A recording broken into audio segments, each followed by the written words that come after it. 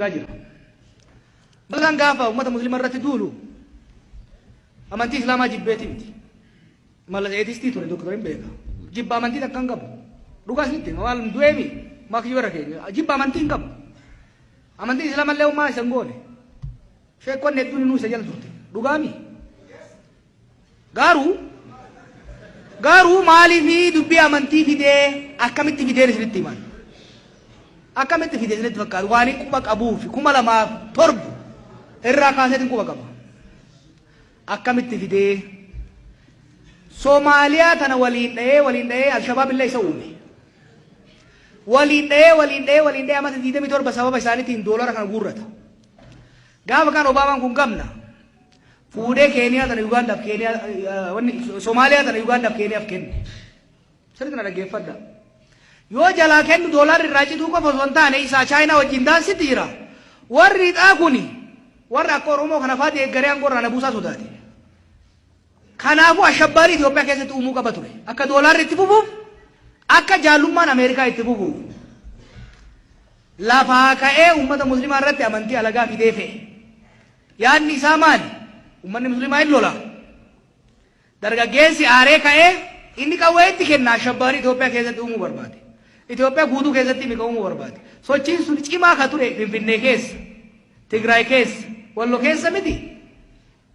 Gaafa du'u deemu waan inni jedhe yaadadda paarlama irratti. Maqaan inni dhahe Arsiif baale Harargee sadeen kana dhahe. Maaliif?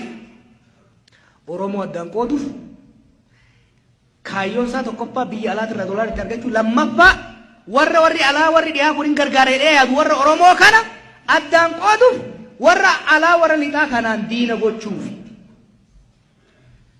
Amantii Rabbi nuu kenne. Amantii garagaraa gosa garagaraa Rabbi nuu uume kana balleessuu hin dandeenyu. Kun hin danda'amu kun. Amantii walii kabajuun, walii ulfeessuu Oromootti ani himu, uummata Baaleetti ani himu.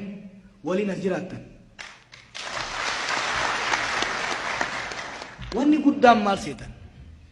Dhimma amantii biyya jaaruuf, uummata walitti fiduuf, dhuunfaan immoo jannata ittiin lixuuf yoo ittiin hojjenne malee yoo qaawwafitti fidne addaan nu diiguudhaaf, addaan nu cabsuudhaaf itti fayyadaman.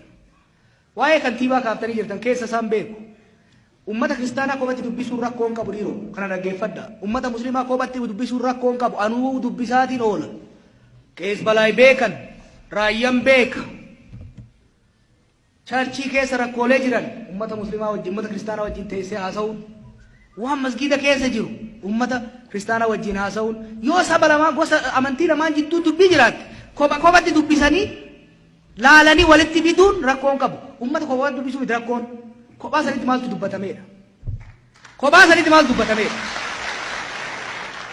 Kophaa sanitti maaltu dubbatamee? Rakkoo isaanii dhaggeeffatanii fala barbaaduuf mari'atame moo ummata addaan fageessuuf mari'atameedha? Wanni guddaan laalamuu qabu. Ummanni musliimaa bakka tokkotti wal ga'ee mari'ateef kiristaanni dammaqee rifachuu hin qabu. Ummanni kiristaanas bakka tokkotti wal ga'ee mari'ateef mootummaan dubbiseef rakkoo hin qabu. Kanaaf maaltu dubbatame ka jedhamu san laaluun barbaachisa. Warri bulchiinsaatilleen waan akkanaa yoo gatan iftoominni haa jiraatu. Iftoominni haa jiraatu.